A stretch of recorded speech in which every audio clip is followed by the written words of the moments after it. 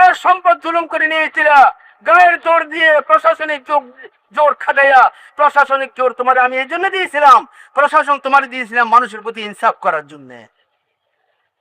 তোমাকে মানুষ প্রশাসনিক ক্ষমতা আমি এই জন্য দিয়েছিলাম যে কোন দুঃখী দরদি, কোন মজলুমের তার আত্মচিৎকার যেন আমার কাছে না আসে, সেটা ব্যবস্থা কর। ঘরে এসি লাগাইছস, এসি লাগাইয়া এসি চালাইয়া রাত্রে ঘুমাইছস, আর মহল্লার লোকরা না খাইয়া আছে। তোরে প্রশাসনিক ক্ষমতা আমি এই জন্য দিই নাই। তোর জিম্মেদারি ছিল সারা রাত ঘুরতি মহল্লার মধ্যে, কে না খাই আছে, কার ঘরের চালে নাই। আসতে বর্ষা, রাত দিন তার ঘুম হারাম হয়ে গেছে। বর্ষা আসতেছে, এই ঘরে থাকবো কিভাবে ছেলে মেয়ে নিয়ে? আমি প্রশাসনিক ক্ষমতা তোর এই জন্য দিয়ে নাই যে 1 তালাকে 10 তালা করবি, গাড়ি বাড়ির মালিক এবারে ব্যাংক ব্যালেন্স করবি। এই জন্য না লুটিপুটি খাওয়ার জন্য তোর প্রশাসনিক ক্ষমতা দিই নাই। গরিব অসহায় মজলুম মানুষের আত্মচিৎকার জন্য আমার কাছে না আছে, এই জন্য তোকে আমি দিচ্ছি। হযরত ওমর রাদিয়াল্লাহু তাআলা আনহু জামানাতে হুকুম জারি করলেন যে বাচ্চার 2 বছর শেষ হয়ে যাবে দুধ পান করা। কয় বছর? 2 বছর। 2 বছর শেষ হওয়ার সাথে সাথে বাইতুল মাল থেকে সেই বাচ্চার জন্য ভাতা জারি করা হবে। কি জারি করা হবে? ভাতা। একদিন তিনি মদিনাতে রাত্রে বাইরে এলেন, অথবা দিনে, দেখলেন যে মদিনার আশপাশে শত শত তাবু, শত শত তাবু, আর প্রত্যেক তাবু থেকে বাচ্চার কান্না, ছোট ছোট শিশুদের কান্না।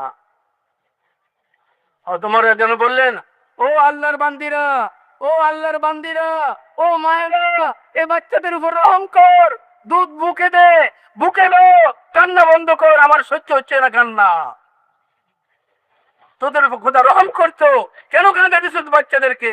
এক মেয়ে তাবু থেকে বেরিয়ে আসছে, বলছে আমিরুল মুমিনিন, আল্লাহ তোমার উপর রহম করুক, তুমি আমাদের উপরে জুলুম চাপাইছো, তুমি আমাদের উপর জুলুম করছো, তুমি 2 বছরের শর্ত লাগাইছো, 2 বছরের আগে ভাতা দিবে না। এই জন্য আমরা 2 বছর শেষ হওয়ার আগে 1 বছর শেষ হওয়ার সাথে সাথে দুধ বন্ধ করার চেষ্টা করতেছি, যাতে জলদি ভাতা পেতে পারি। এই কারণে বাচ্চারা কাঁদতেছে। আমিরুল মুমিনিন আসমানের দিকে হাতুড়ে বললেন, ও উমর, ও উমর, তোর মা তোরে হারাই গেল, ও উমর তুই ধ্বংস হয়ে যা, কিয়ামতের দিন তোর কি হবে? না জানি এ পর্যন্ত কত বাচ্চা এভাবে মারা গেছে, এই সবগুলার জবাব তোকে দিতে হবে। কেন তুই 2 বছরের শর্ত লাগাইলি? এরা অগ্রিম ভাতা পাওয়ার জন্য তারা 2 বছরের আগে বাচ্চাদের দুধ বন্ধ করতেছে। ওমর তুই কতবার নিষ্পাপ শিশুদের উপর জুলুম করছিস আজকে 1 বছর। এই হুকুম জারি করে দিয়ে জলদি দৌড়ে আসছেন। আসি, লেখককে ডাকলেন, আসো লেখক, ফরমান আমার পক্ষ থেকে লেখো, সারা মুসলিম বিশ্বে চলে যাও, আজকে থেকে যেদিন বাচ্চা জন্ম নিবে সেদিন থেকে খেলাফত তার জন্য ভাতা চালু করে দিবে। খেলাফতের পক্ষ থেকে তার জন্য ভাতা চালু হয়ে যাবে, কোনো শর্ত নাই, কোনো বাচ্চাকে আর কষ্ট দিও না। 2 বছর দুধ পান করা তার অধিকার। আল্লাহ কোরআনের মধ্যে বলছেন 2 বছর বাচ্চা দুধ পান করবে, এ তার অধিকার। তাকে অধিকার থেকে বঞ্চিত করার কারো অধিকার নাই। হে প্রশাসক, হে মন্ত্রী, এমপি, তুমি জেলার কর্মকর্তা, দেশের তুমি প্রধান, তোমাকে এই জন্য প্রধান বানানো হয়নি, তোমাকে এই জন্যই ক্ষমতা দেওয়া হয়নি যে তুমি স্বেচ্ছাচারিতা করবা, তুমি নিজের খায়েশ পুরো করবা, রাজকীয় জীবন যাপন করবা, বিলাসপূর্ণ জীবন যাপন করবা, আর অসহায় মানুষের দুঃখে দুঃখে মরবে। জিজ্ঞেস করা হবে তোমাকে কিয়ামত দিতে, লাউ মা দাখাল বুনজাওয়ান আলা শাতিল কুরাতে লাকানা উমারু মাসউলান ইয়াউমাল কিয়ামাতে। সেই কোথায় সীমান্তের পারে এক বুড়ি, এক ঝুপড়ির মধ্যে আছে, ছেলে নাই, মেয়ে নাই, স্বামী নাই, কেউ নাই, অসহায় এক বুড়ি। ওমর রাদিয়াল্লাহু তাআলা আনহু সেদিকে সফর করতেছেন, সফর করতে করতে বললেন যে আরে এখানে ঝুপড়ি দেখা যায়, এখানে কে? বলে আমিরুল মুমিনিন কেউ হবে। বলে না না, কেউ হবে মানে আমার খেলাফতের মধ্যে কে? খবর লো। দেখে এক বুড়ি মা বুড়িমা, বুড়িমা কেমন আছো? বলে কেমন আছি, কিয়ামতের দিন আল্লাহর সাথে ওমরের সাথে আমার হবে। ওমরও আল্লাহর সামনে দাঁড়াবে, আমিও দাঁড়াইবো। সেদিন জিজ্ঞেস করবো, সেদিন কেমন আছি বলবো, আর কি আর বলবো না। এক অসহায় ভিক্ষা মা, আমার ছেলে নাই, স্বামী নাই, দেখার কেউ নাই, কিভাবে আমার দিন গুজরান হয়? ওমরের কি জিম্মাদারি ছিল না যে আমার খবর নিবে? বলে মা, এত বড় মুসলিম বিশ্বের খলিফা ওমর থাকে মদিনাতে, সারা বিশ্বের সব মুসলিম বিশ্বের আনাচে কানাচে গিয়ে এক একজন মানুষের খবর কিভাবে নিবে? বলে তাহলে সে খলিফা হইতে কেন? কেন সে গুরুবার কাঁধে নিল? কেন সে দায়িত্ব বহন করলো যদি আদায় করতে না পারে? ও তোমারকে বলা হলো আমিরুল মুমিনিন, আপনার এত দুশ্চিন্তার কি আছে? সেই কোথায় মরুভূমির এক পাশে একটা মেয়ে লোকের খবর রাখা কি সম্ভব?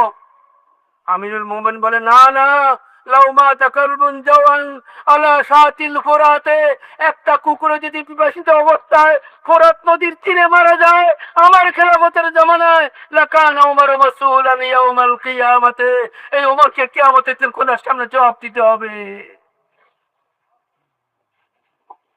তামাশা নয়, খেল নয়, একটা প্রতিযোগিতা, ক্ষমতা নেওয়ার জন্য, দায়িত্ব নেওয়ার জন্য। কে কার আগে, কে কার আগে। হুজুরের এন্তেকালের পরে যখন খেলাফতের মাসলা আসলো কে আমির হবে, সবাই মশওয়ারার মধ্যে বসছে কে আমির হবে। হযরত আবু বকর বলেন ওমর হলে ভালো হয়, ওমর হলে ভালো হয়। ওমর বলেন যে না না, আবু বকর থাকতে ওমর খলিফা হতে পারে না। যাকে রাসূল সাল্লাল্লাহু আলাইহি ওয়াসাল্লাম জীবদ্দশায় ইমাম বানাইছিলেন আর রাসূল সাল্লাল্লাহু আলাইহি ওয়াসাল্লাম তার পিছনে নামাজ পড়তেন, সেই হবে খলিফা। হুজুর ইশারা করে গেছেন। সব দরজা মসজিদে নববীর বন্ধ করে দিয়েছেন, আর আবু বকরের দরজা খোলা রাখি বলছেন এই দরজাই খোলা থাকবে, আর সব বন্ধ করে দাও।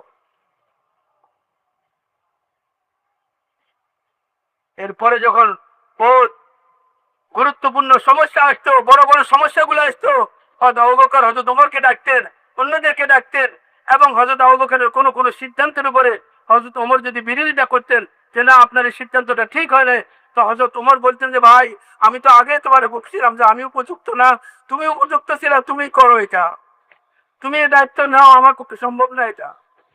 দুইজন লোক আসছে, আসে বলছে আমিরুল মোমিনের এই যে জমিনটা, এই জমিনটা আমরা হুজুর আমার জমানা থেকে আমরা ব্যবহার করতেছি, এই জমিনটা আমাদেরকে লিখে দেন। হযরত আবু বকর বলে যে ঠিক আছে কাগজ লো। ওরা কাগজ দিল, হযরত আবু বকর দস্তখত করে দিলেন যে ঠিক আছে। যারা উপস্থিত ছিল তাদের সাথে পরামর্শ করে দস্তখত করে দিলেন। হযরত ওমর উপস্থিত ছিলেন না, বললেন যে একটা কাজ করিও, ওমরেরও একটু জিজ্ঞেস করিলে ওরও একটু দেখাইও। সেও সুরের সাথী, সেও কি সাথী, সুরের সাথী, উপস্থিত নাই আর কি, কিন্তু কি হবে তবুও দেখো দেখাই রেও যে এটা হচ্ছে। ওরা দুজনে যাইয়া কাগজ দিয়ে হয়তো ওমরের কাছে গেছে। হয়তো ওমর বললেন কি, বলে হুজুর আমরা এই কাগজটা যে আমরা এই জমিনটা আমিরুল মোমিনিন আমাদেরকে দিচ্ছে, আপনাকেও দেখাইতে বলছে। উনি বলে কি জমিন? বলে ওই জমিনটা আমরা যেটা হুজুর ইসলামের জামানা থেকে ব্যবহার করতেছি, ওইটা আমাদেরকে দিয়ে দিচ্ছেন। বলে আবু বকরের বাপের জমি, আবু বকরের বাপের জমি, ওর 14 গোত্রের কিনা জমিন তোমাদেরকে দিচ্ছে, কে সে? দেওয়ার অধিকার খাত কে দিয়েছে তাকে? রাষ্ট্রীয় সম্পদ অন্যকে দেওয়ার অধিকার কি আছে তা? এই কথা বলে কাগজটাকে ছিঁড়ে ফেলেলেন, থুতু কতগুলো দিলেন প্রথমে, থুতু দিয়ে তারপর ছিঁড়ে টুকরা করে যা ছিঁড়ে ফেলেন যা। ওরা সেরা কাগজগুলো লইয়া এটা হযরত আবু বকরের কাছে আসি করতেছে, হুজুর আমনে খলিফা না ওমর খলিফা, আগে এটা কর। আমি কে, খলিফা কে?